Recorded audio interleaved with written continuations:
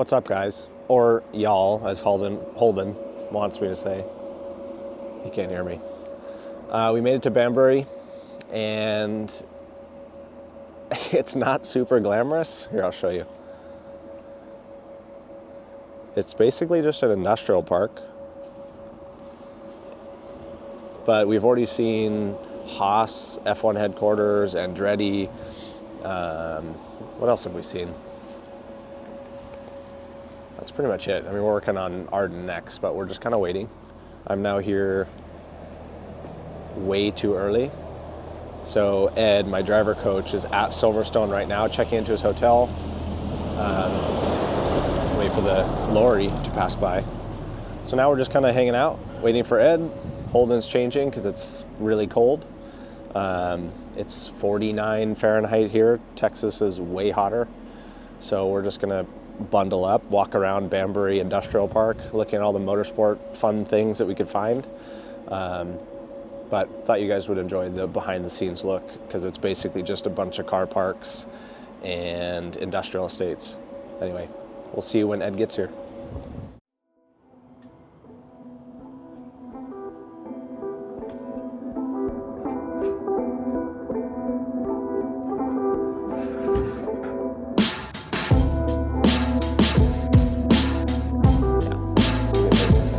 Too expensive.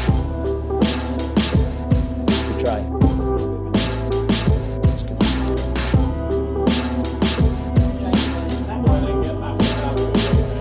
No brake?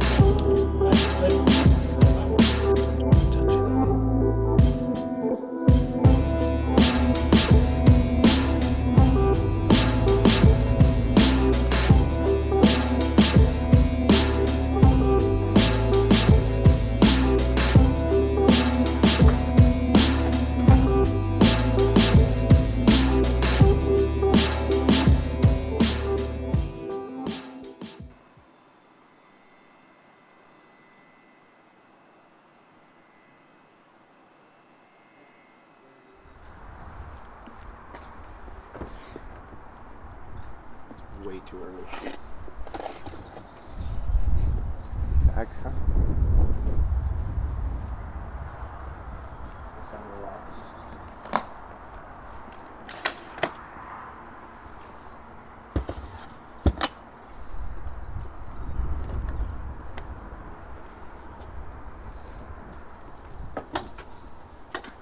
Do it.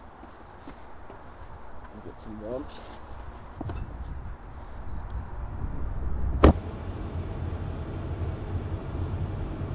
You want to give me a quick update on how you're feeling about today?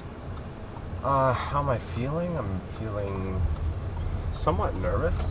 I mean, this is a real deal Grand Prix track, and it's a semi-exclusive test day, so there's other race teams, other race cars, much more professional people than I am.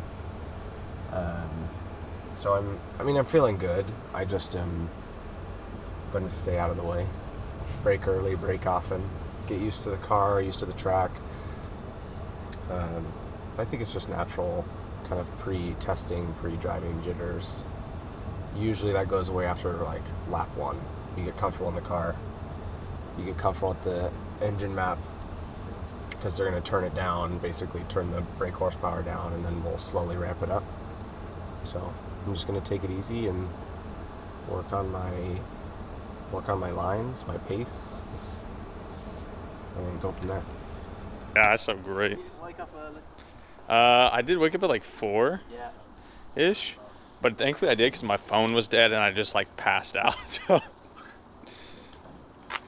Good morning, all good? It's cold. It is cold. Get that icy feeling of something cool. Yeah. Have you signed on or anything yet? I haven't. I'll take you over there. We'll go over there in a bit. Yeah, we've just been unpacking and Nice. dreaming of caffeine. Hopefully the thing will be open in a minute. Is that place going to be open? Yeah, it should be open all day. Cool. How are you feeling? Good. I mean, you Yeah. only had a I'm excited. 2.5 hour drive yesterday. Yeah, it wasn't so bad for me. 8 hours in an airplane. Yeah, I don't Not a have to do competition or anything. Not a travel competition. I'm excited. Pretty A good. little bit of butterflies. That's good though.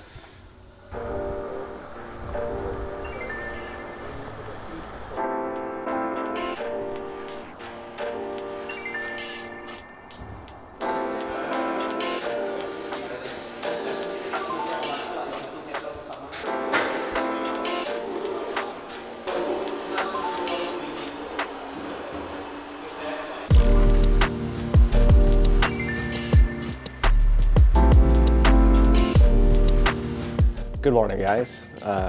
It's still too early, 7:30 local time.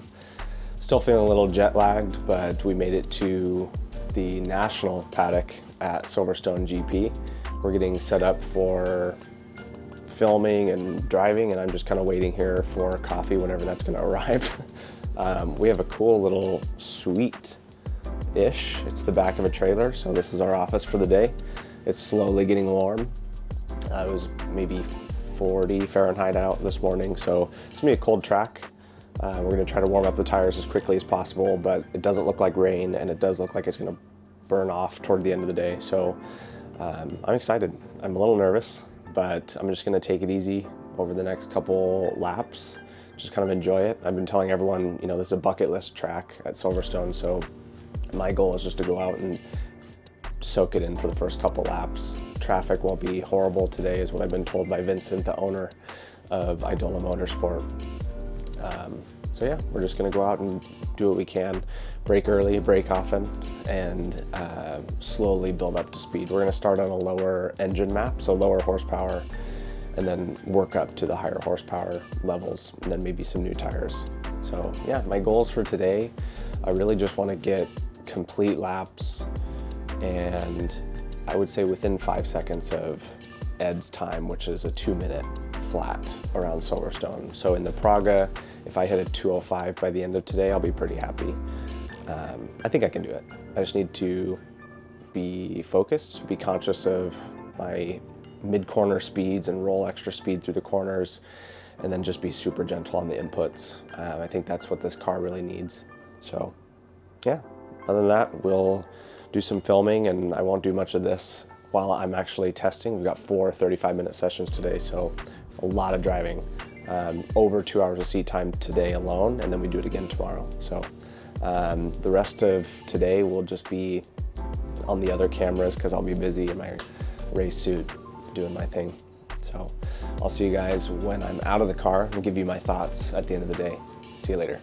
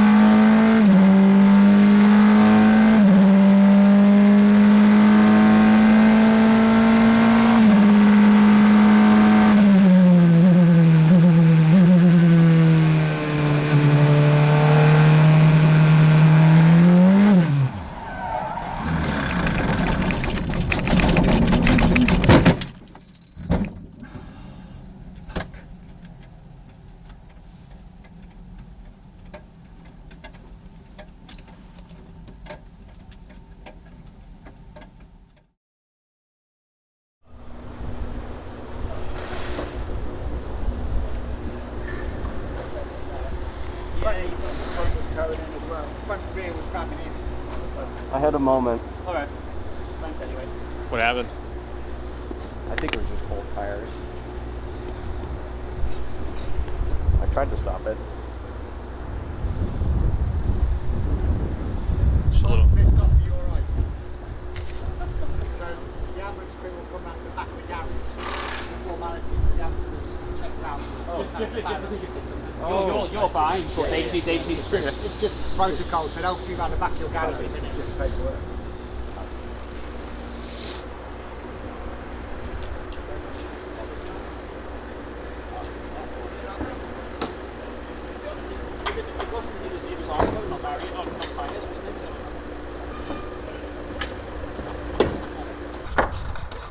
Shit happens.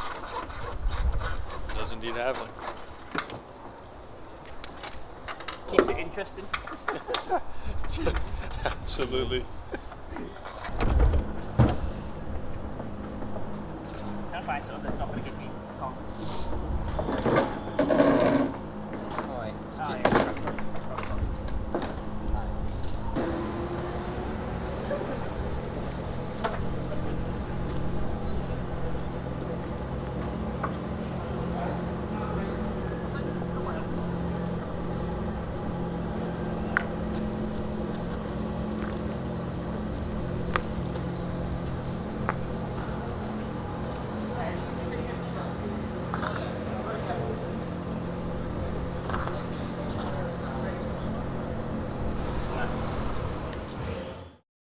Hey guys, so I had a bit of a moment.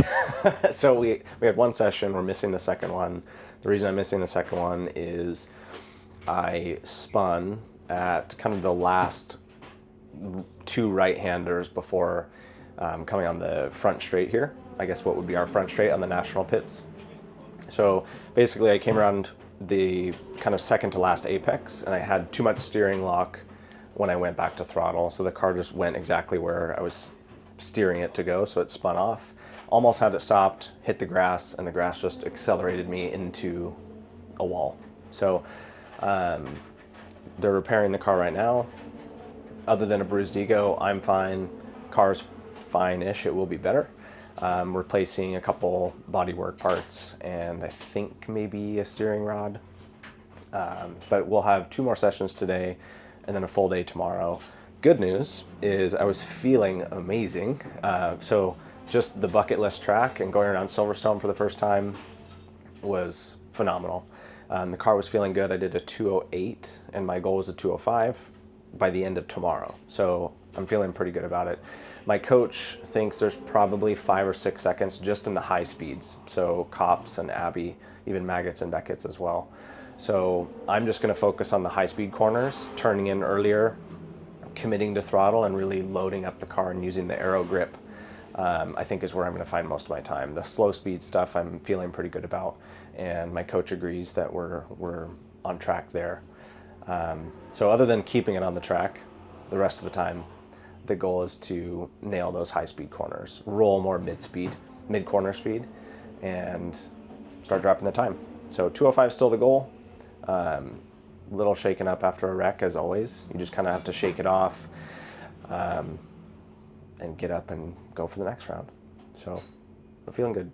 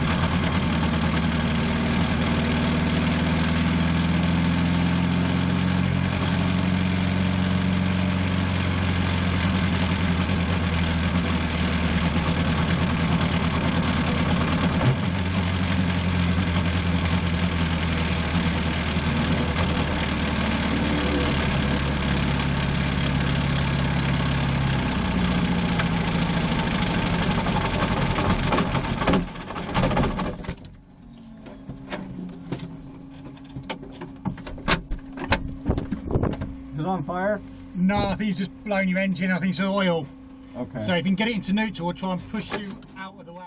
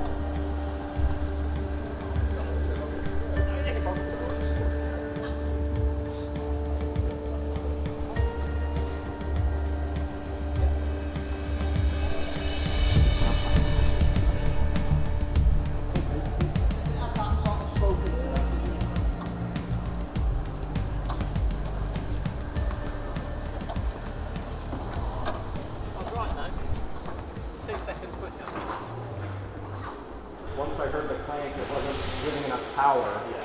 When I looked back to let someone by and there was smoke coming out. So I just shifted down the thing. I figured that was time to come back. Yeah. That's good.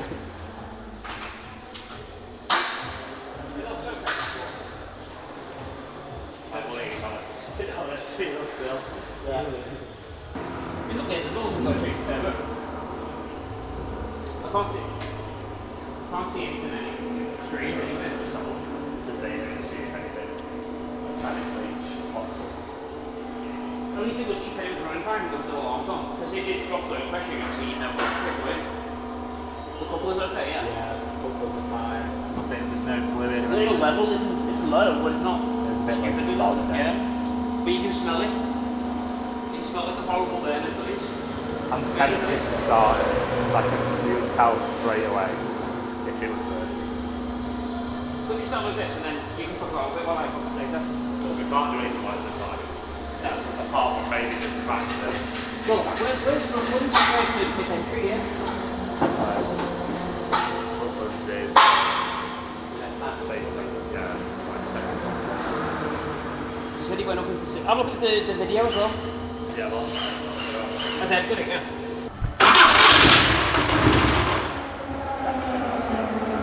came out there first. Oh, you can smell it.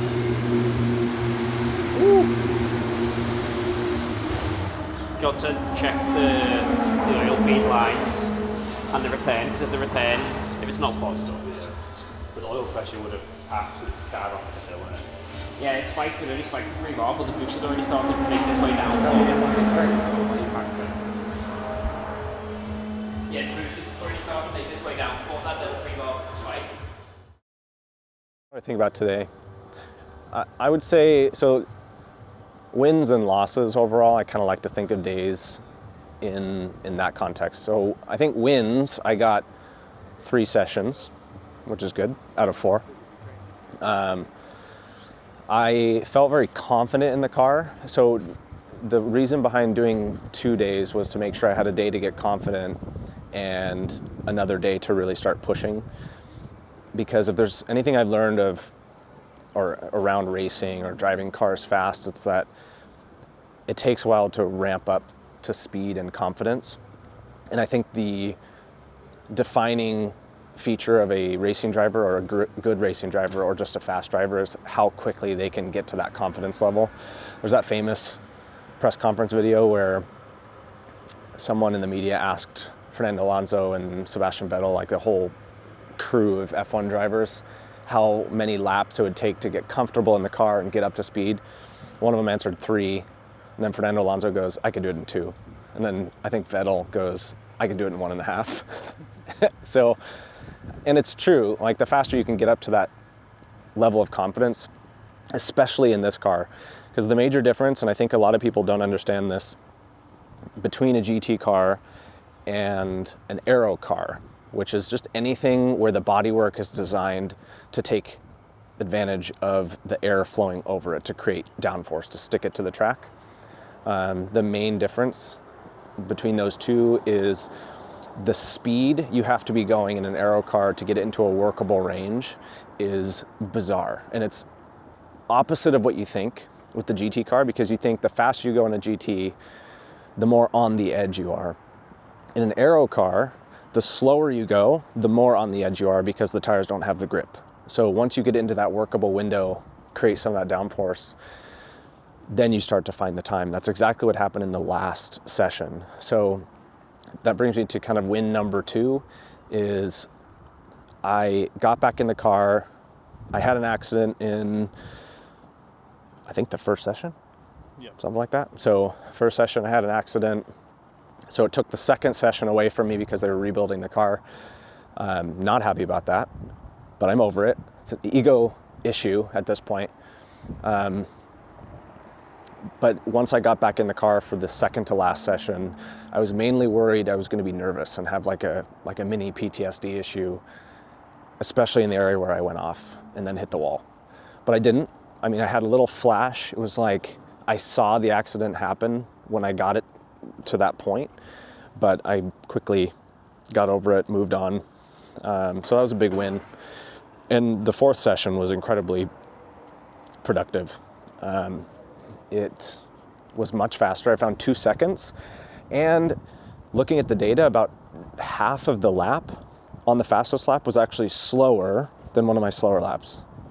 That's very confusing, but all that's to say is I think there's another 2 seconds out there if I just fix some of the lap that I did on the faster lap and put it all together into like a theoretical lap of a 204, probably 205. So pretty happy about that. So 205 was my goal. I think I'll hit that, if not the first session of tomorrow, probably the second. Then we'll sit slicks on the car, put it in map 3, which is the most powerful program for the engine. And I think I could be below 204.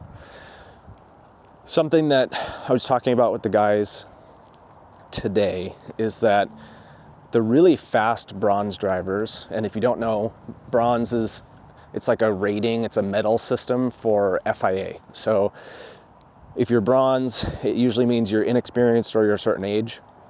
If you're silver, it probably means you have a little bit of experience, but you're very young. And then there's gold and platinum, and that usually means you're a factory driver, a paid driver, and you're just ballistic. So I think I'm technically still young enough to hit silver, is what Ed was talking to me about, but you don't want to be there. So the goal is to be a very quick bronze. The way that a lot of this endurance racing and racing in general, don't trip, is you have multiple drivers, and generally it's required to have a silver or a couple silvers, and then you have to have a bronze driver. And the beauty of that is, if you must have a bronze driver, then you want the fastest bronze that you can get. So if you can be a quick bronze, you can actually get discounted seats. You can get seats on teams that maybe you wouldn't have access to. So the team and I were talking about some really cool things that I don't know if I'm allowed to actually talk about it yet. But let's just suffice to say, I may be more involved with the team after this conversation. So met some cool people today. Gary Horner being one of them, which was crazy. So that's Christian Horner's dad. Very nice guy, by the way. So yeah, cool things to come. I think they're pleased, aside from the accident, which was really just down to cold tires. They were very happy with my progress. And they said for a quick bronze, you can be expecting a 158 to a 202. So if I'm in that window, I'm hitting my goals. So they think there's potential there. So now the goal is just to have some dinner with the team, nerd out on more racing stuff, get a good night's sleep. I'm not feeling as much jet lag. How are you feeling, by the way? I feel pretty good. Yeah. Yeah, I feel good. I got a lot of sleep last night, which was good, and my internal clock woke me up at like 4 Yeah. or something, Yeah. which is good because I like passed out. My phone was dead, so Yeah, that I would've woke been up, but took a nice shower, got all the gear ready, built the cam, and Cool. yeah, It's been a day. it's been an eventful day and a good day. You know, Yeah. I think the worst that came out of it was, just a small accident. And a blown turbo. And a blown turbo. I think the team's done a good job, like an amazing job getting the car up and running. And Yeah. Jacob has made good progress, and it's just good track time. Yeah. And at one of the best tracks you can be at. So. Yep. I'd Yeah, say- this track rewards commitment, and I think I'm on that path. So Oh yeah. good night's sleep, and then back to it tomorrow. Hopefully 4 productive sessions. Just start chipping away at the lap time. So we'll go finish up with the team, see what's going on with the turbocharger. Hopefully we have a new one for tomorrow.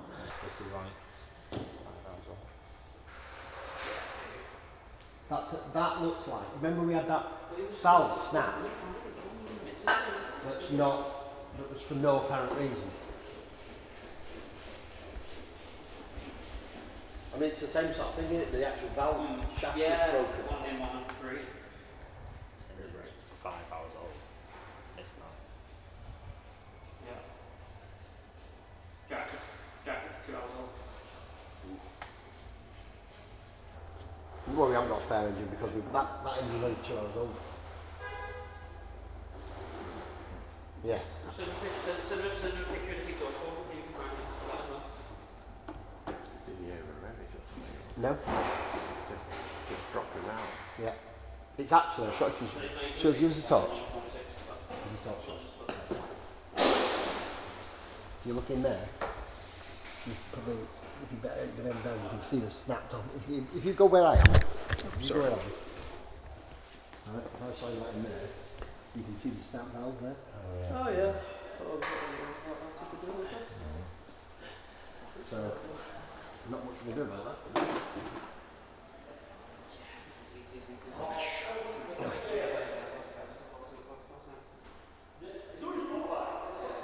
If you want to run around in a single seater tomorrow, go around in a fracker car, you could do. The other driven single seater. An F4 car. That's it? Road America. But a skip barber. You know, if he's here and he spent all the years Kenya and he wants to get out in the car, Should we ask him? he'll probably do something. My only thought was, Vince, what if we went and grabbed the GB4, our GB4 car? I don't actually think there's a problem with the turbo. Well, I mean, there is now because it's not the turbine, but I don't actually think it's not a motor and turbo. Well, we could, or we grab your GB4, Yeah. your current, your last year's one. It's here, it's in the workshop.